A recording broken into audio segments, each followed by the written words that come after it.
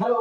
Railway റിക്രൂട്ട്മെന്റുമായിട്ട് ബന്ധപ്പെട്ട് railway minister Ashwini Vaishnaw RRBയുടെ റിക്രൂട്ട്മെന്റ് പ്രോസസ്സ് ഇവാലുവേറ്റ് ചെയ്യുകയും അതെങ്ങനെ നടക്കുന്നു, എത്രത്തോളം റിക്രൂട്ട്മെന്റ്സ് കംപ്ലീറ്റഡ് ആയി തുടങ്ങിയ കാര്യങ്ങളൊക്കെ ഇവാലുവേറ്റ് ചെയ്ത് പ്രസ് ഇൻഫർമേഷൻ ബ്യൂറോയ്ക്ക് കൈമാറിയ ഒരു പ്രസ് നോട്ടാണ് ഇന്നത്തെ വീഡിയോയിൽ നമ്മൾ നോക്കുന്നത്. തീർച്ചയായിട്ടും RRBയുടെ റിക്രൂട്ട്മെന്റ് എങ്ങനെ നടക്കുന്നു, എത്രമാത്രം എഫിഷ്യന്റ് ആയിട്ട് നടക്കുന്നു, എത്ര പേരെ റിക്രൂട്ട് ചെയ്തു, ഇനി എത്ര പേർക്ക് ജോലി കിട്ടാൻ സാധ്യതയുണ്ട്, എന്തൊക്കെ പ്രോസസ് ആണെന്നുള്ളത് കംപ്ലീറ്റ്ലി ഡീറ്റെയിൽ ആയിട്ട് ഈ ഒരു പ്രസ് നോട്ടിൽ നമുക്ക് മനസ്സിലാവും.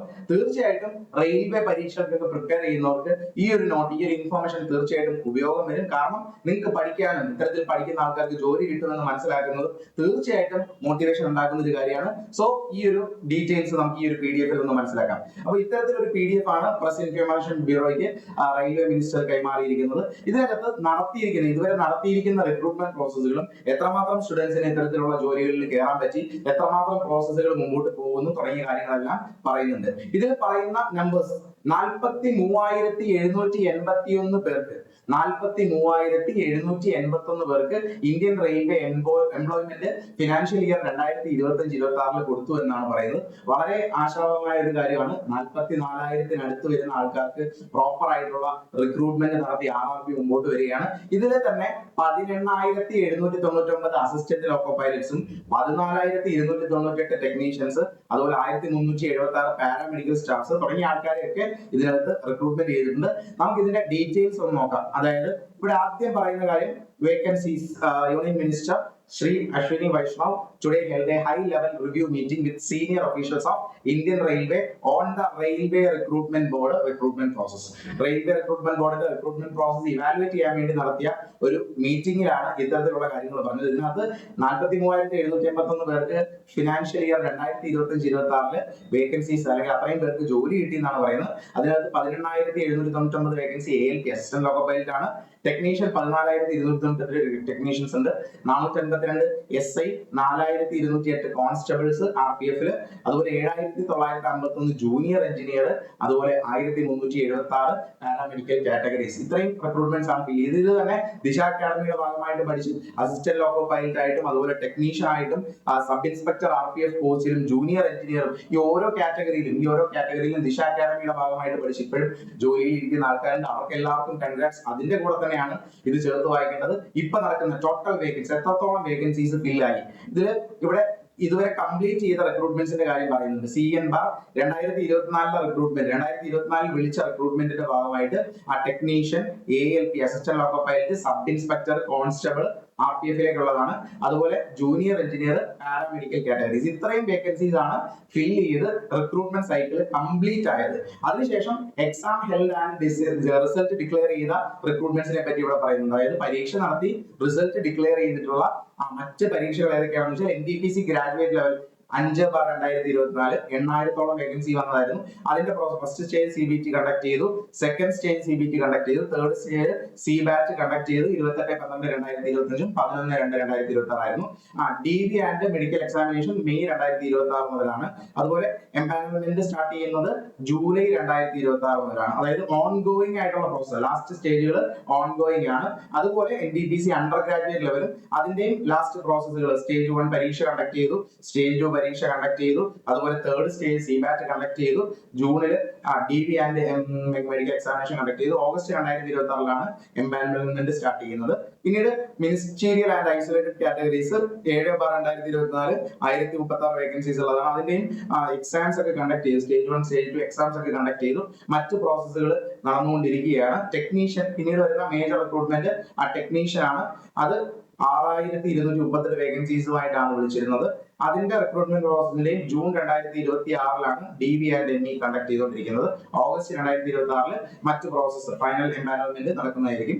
ഇനി പാരാമെഡിക്കൽ കാറ്റഗറീസ് നോക്കുകയാണെങ്കിൽ അതിൽ 434 വേക്കൻസീസ്, അതിന്റെയും പ്രോസസ് ഒക്കെ ജൂണിലാണ് അതിന്റെ DV ആൻഡ് മെഡിക്കൽ എക്സാമിനേഷൻസ് നടന്നുകൊണ്ടിരിക്കുന്നത്. അപ്പോൾ ഇത്രയും റിക്രൂട്ട്മെന്റ് പ്രോസസ് ഓൺഗോയിങ് ആണ് നടന്നുകൊണ്ടിരിക്കുന്ന കാര്യമാണ്. ഇനി അത് കൂടാതെ മറ്റൊരു കാര്യം കൂടെ പറയുന്നുണ്ട്. ഇനിയുള്ള 6 മാസം മുതൽ 1 വർഷം വരെ അതായത് ഇനി മുമ്പിലോട്ടുള്ള 6 മാസം മുതൽ 1 വർഷം വരെ ആ ഫൈനൽ സെലക്ഷൻ എക്സ്പെക്ട് ചെയ്യുന്ന എക്സാമിനേഷൻസും മറ്റു ഡീറ്റെയിൽസും എടുത്തു പറയുന്ന ഫൈനൽ സ്റ്റേജിൽ ഇവിടെ നിങ്ങൾക്ക് കാണാൻ സാധിക്കും. ആ ലെവൽ 1 ഗ്രൂപ്പ് ഡി എന്ന് നമ്മൾ പറയും 8/2024 കാറ്റഗറി നമ്പറുള്ള ലെവൽ 1 അല്ലെങ്കിൽ ഗ്രൂപ്പ് ഡി പോസ്റ്റുകളുടെ 32,438 വേക്കൻസീസുമായിട്ടായിരുന്നു വിളിച്ചിരുന്നത്. അതിന്റെ ഒന്നാമത്തെ സ്റ്റേജ് പരീക്ഷ ഇപ്പൊ കണ്ടക്ട് ചെയ്ത് കഴിഞ്ഞു. 2026 ഫെബ്രുവരിയിലാണ് കണ്ടക്ട് ചെയ്തത്. സെക്കൻഡ് സ്റ്റേജ് പരീക്ഷയില്ല, തേർഡ് സ്റ്റേജ് ഇല്ല.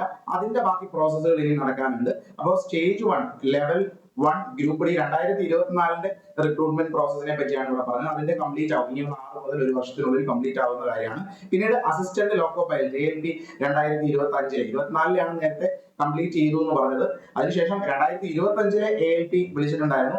അത് 10,970 വേക്കൻസീസുമായിട്ടാണ് വിളിച്ചിരുന്നത്. അത് 2026 ഫെബ്രുവരി മാസമാണ് അതിന്റെ ഫസ്റ്റ് സ്റ്റേജ് പരീക്ഷ കണ്ടക്ട് ചെയ്തിരുന്നത്.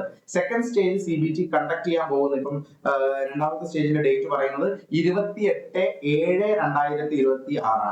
അതായത് ജൂലൈ 28 ഇതിന്റെ റിക്രൂട്ട്മെന്റ് അല്ലെങ്കിൽ സെക്കൻഡ് സ്റ്റേജിന്റെ കാര്യം പറയുന്നത്. തേർഡ് സ്റ്റേജ് CBAT ഒക്കെ വരുന്നത് ഒക്ടോബർ 2026 അങ്ങനത്തെ ഫൈനലി ഡോക്യുമെന്റ് വെരിഫിക്കേഷൻ നവംബറിൽ ഈ വർഷം തന്നെ ALPയുടെ ഫൈനൽ റിക്രൂട്ട്മെന്റ് പ്രോസസ്സുകളെല്ലാം കംപ്ലീറ്റ് ചെയ്യുമെന്ന് പറയുന്നുണ്ട്. പിന്നെ സെക്ഷൻ കൺട്രോളർ ആയിരുന്നു നോട്ടിഫിക്കേഷൻ വിളിച്ചത്. 2025 സെക്ഷൻ കൺട്രോളർ 368 വേക്കൻസീസുമായിട്ടാണ് വിളിച്ചത്. അതിന്റെ റിക്രൂട്ട്മെന്റ് പ്രോസസ് നോക്കിക്കഴിഞ്ഞാൽ ഇപ്പോ ജൂൺ മാസം 6 മുതലാണ് തേർഡ് സ്റ്റേജ് CBAT കണ്ടക്ട് ചെയ്യുന്നത്. അത് കഴിഞ്ഞിട്ട് ഓഗസ്റ്റ് 2026 മുതൽ DV സ്റ്റാർട്ട് ചെയ്യുന്നു. സെപ്റ്റംബർ 2026 അതിന്റെ എംപാനൽമെന്റ് സ്റ്റാർട്ട് ചെയ്യും. ഫൈനലി ജൂനിയർ എഞ്ചിനീയർ 2025 റിക്രൂട്ട്മെന്റിന്റെ കാര്യമാണ് പറയുന്നത്. അതിന്റെയും പ്രോസസ്സുകൾ 2/7/2026 അതിന്റെ സെക്കൻഡ് സ്റ്റേജ് പരീക്ഷയുടെ ഡേറ്റ് വന്നിരിക്കുന്നത്. അപ്പൊ ആ ഡേറ്റിൽ ഫസ്റ്റ് സ്റ്റേജിലെ എക്സാമിന്റെ റിസൾട്ട് വന്നു. സെക്കൻഡ് സ്റ്റേജിന്റെ കാര്യമാണ് പറയുന്നത്. അപ്പൊ അതിന്റെ പ്രോസസ്സുകൾ മുമ്പോട്ട് വരുന്നു. പിന്നീട് NTPC graduate level exam NTPC 2025 കാര്യമാണ് പറയുന്നത്. 25 ഗ്രാജുവേറ്റ് ലെവൽ എക്സാം 5,810 വേക്കൻസി ആയിരുന്നു. അതിന്റെ സ്റ്റേജ് 1 മാർച്ച് മാസമായിരുന്നു കണ്ടക്ട് ചെയ്തിരുന്നത്. അതിനുശേഷം ഏഴാമത്തെ മാസം എന്ന് പറയുമ്പോൾ ജൂലൈ 10 തീയതിയാണ് ഗ്രാജുവേറ്റ് ലെവലിന്റെ സെക്കൻഡ് സ്റ്റേജിന്റെ പരീക്ഷ നടക്കാൻ പോകുന്നു. ഇന്നലെ ആയിരുന്നു അതിന്റെ നോട്ടിഫിക്കേഷൻസും മറ്റു കാര്യങ്ങളൊക്കെ വന്നത്. എന്നാണ് ഡേറ്റ് എന്നുള്ളത്. അപ്പൊ അതുമായിട്ട് ബന്ധപ്പെട്ട ഡേറ്റ് കൺഫേം ആയിട്ടുണ്ട്. പിന്നീട് നടക്കാൻ പോകുന്നത് ജനുവരി 2027 അതിന്റെ റിക്രൂട്ട്മെന്റ് കംപ്ലീറ്റ് പ്രോസസ്സും നടത്തി കഴിയുമെന്നാണ് ഇവിടെ പറയുന്നത്.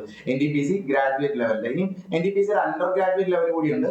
അതിന്റെ എക്സാം ഡേറ്റുകൾ കുറച്ചു പേർക്ക് ഡ്യൂ ഒക്കെ ആയിരുന്നു. അതുകൊണ്ടാണ് അതിന് സ്പെഷ്യൽ മാർക്കുകൾ വന്നിരിക്കുന്നത്. അതിന്റെ complete recruitment process April 2027 complete ചെയ്യുമെന്നാണ് പറയുന്നത്. അപ്പൊ ഇനി വരുന്ന 1 വർഷത്തിന്റെ ഇടയിൽ കംപ്ലീറ്റ് ചെയ്യാൻ പോകുന്ന നോട്ടിഫിക്കേഷനും മറ്റു കാര്യങ്ങളുമാണ് പറഞ്ഞത്. അപ്പം ഈ ഒരു കാര്യം പ്രത്യേകം ശ്രദ്ധിക്കുക. 2024-2025 റെയിൽവേ പരീക്ഷകൾ 2024 മുതൽ ഒരു ഇയർലി സിസ്റ്റത്തിലേക്ക് വന്നിരിക്കുകയാണ്. അതായത് ഓരോ വർഷവും റിക്രൂട്ട്മെന്റ് പ്രോസസ് റിപ്പീറ്റ് ചെയ്യുന്ന തരത്തിൽ SSC ഒക്കെ നടത്തുന്ന അതേ മാതൃകയിൽ റെയിൽവേയുടെ റിക്രൂട്ട്മെന്റ് വന്നിരിക്കുകയാണ്. അതുകൊണ്ട് തന്നെ പ്രോപ്പർലി ഈ പരീക്ഷകൾ കണ്ടക്ട് ചെയ്യുന്നുണ്ട്. ചെറിയ ഡിലേ വന്നിട്ടുണ്ട് എന്നുള്ളത് നമുക്ക് മനസ്സിലാക്കാൻ പറ്റുന്ന കാര്യമാണ്. കാരണം കുറെ വർഷങ്ങൾക്ക് ശേഷമാണ് ഇതിപ്പോ വീണ്ടും ഒരു ഇയർലി സിസ്റ്റത്തിലേക്ക് വന്നത്. അപ്പൊ അതിന് വന്ന മാറ്റങ്ങളാണ്, അതിന് പ്രശ്നങ്ങളാണ്. സോ റെയിൽവേ പരീക്ഷകൾക്ക് പ്രിപ്പയർ ചെയ്യുന്ന ആൾക്കാരെ സംബന്ധിച്ച് തീർച്ചയായിട്ടും നല്ല സമയമാണ്. റിക്രൂട്ട്മെന്റ്സ് നല്ല രീതിയിൽ നടക്കുന്നുണ്ട് എന്ന് മനസ്സിലാക്കാം. ഒരുവിധം better number of vacancies available ആണ്. അപ്പൊ പ്രോപ്പർലി പ്രിപ്പയർ ചെയ്യുകയാണെങ്കിൽ സീരിയസ്ലി പ്രിപ്പയർ ചെയ്യാൻ ആഗ്രഹിക്കുന്നവരാണെങ്കിൽ ഒരുപാട് ഓപ്പർച്യൂണിറ്റീസ് ഉണ്ട്. ദിശ അക്കാദമിയോടൊപ്പം പ്രിപ്പയർ ചെയ്ത് ഒരുപാട് പേര് ഇത്തരത്തിലുള്ള ALP, ജൂനിയർ എഞ്ചിനീയർ, NTPC പോലെയുള്ള എക്സാംസ് ക്രാക്ക് ചെയ്ത് ജോലിയിൽ ഇരിക്കുന്നു എന്നറിയുന്നതിൽ സന്തോഷമുണ്ട്.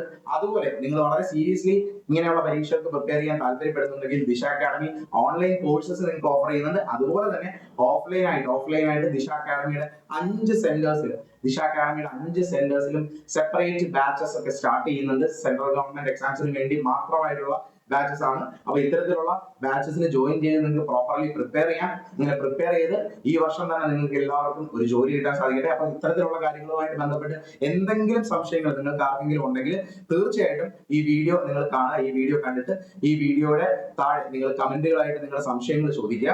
അത്തരത്തിൽ സംശയങ്ങൾ നിങ്ങൾക്ക് എന്തെങ്കിലും ഉണ്ടെങ്കിൽ ഉറപ്പായിട്ടും അതിനുള്ള ഉത്തരം നിങ്ങൾക്ക് കിട്ടുന്നതായിരിക്കും. അപ്പൊ ഒരിക്കൽ കൂടി പറഞ്ഞോട്ടെ, നിങ്ങൾ staff selection commission, railway recruitment, bank exams തുടങ്ങിയ എക്സാംസിനൊക്കെ പ്രിപ്പയർ ചെയ്യാൻ ആഗ്രഹിക്കുന്നവരാണെങ്കിൽ ദിശ അക്കാദമി 5 സ്ഥലങ്ങളിൽ ഓഫ്ലൈൻ സെന്റേഴ്സ് കറന്റ് അവൈലബിൾ ആണ്.